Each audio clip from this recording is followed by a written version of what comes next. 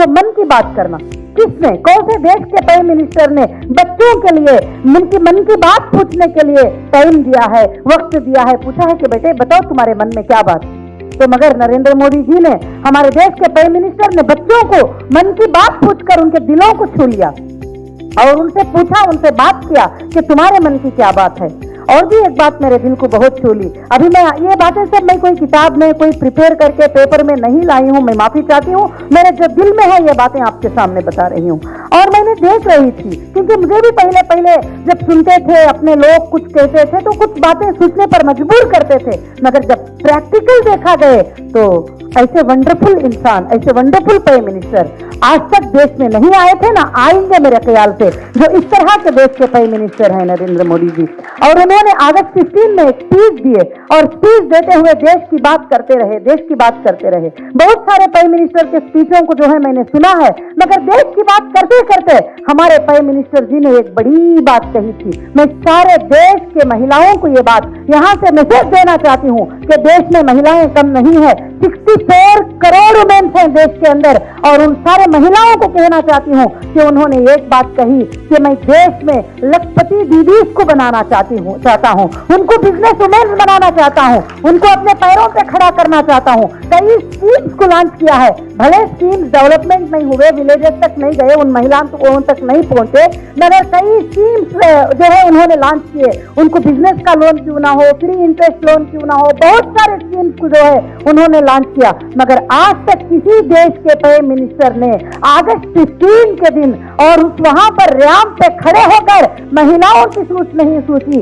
बल्कि महिलाओं के लिए उन्होंने कहा कि मैं लखपति दीदीज को बनाऊंगा। तो ये बात तो मेरे दिल को छू गई है। उस दिन तो मेरे आंखों में आंसू निकल चुके थे। मैं इससे ज्यादा कुछ नहीं कहना चाहती हूँ, क्योंकि बहुत सारे लोगों को बात करना है, मगर मैं एक ही बात कहना चाहती हूँ कि हम सबको मिलजुल कर इंसाफ के साथ देश में रहना है। जहां इंसाफ होती है हम उसके साथ रहना है। अरे भाई, कोई छोटा गलाटा होता है, छोटी लड़ाई होती है, एग्जाम्पल वहां पर कुछ हो गया, 2-3 लोगों की लड़ाई हो गई और वहां पर मणिपुर में कुछ हो गया तो पूरे संघ को बुरा कहना ये बड़ी गलत बात है। आप अपने घर में 4 बच्चे पैदा होते हैं, 4 बच्चों को संभाल नहीं पाते। एक बेटा चोर बनता है, एक बेटा मुफ्ती बनता है, एक बेटा मौलवी बनता है, एक बेटा जो है अच्छा बड़ा समझदार बन जाता है। जब 4 बच्चों को नहीं संभाल पाते हैं, जब किसी कोने में कुछ बात हो जाती है तो हम सारे संघ को बुरा कहते हैं। मगर मैं इसके लिए नहीं बोलना चाहती हूँ कि मैं किसी की फेवर कर रही हूँ। आप जस्टिस फॉर ह्यूमैनिटी के लिए काम करें और सबके लिए इंसाफ से सोचें, अपने ऊपर सोचें। सबसे पहले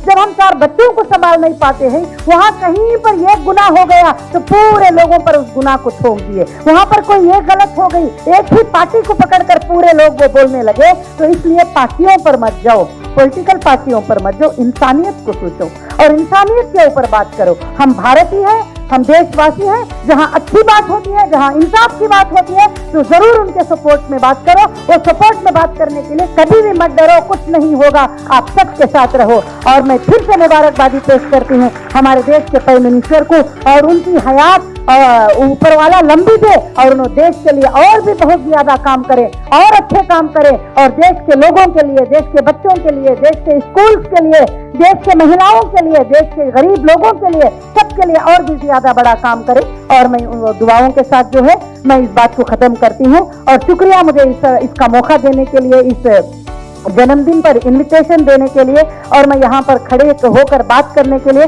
बहुत शुक्रगुजार हूँ।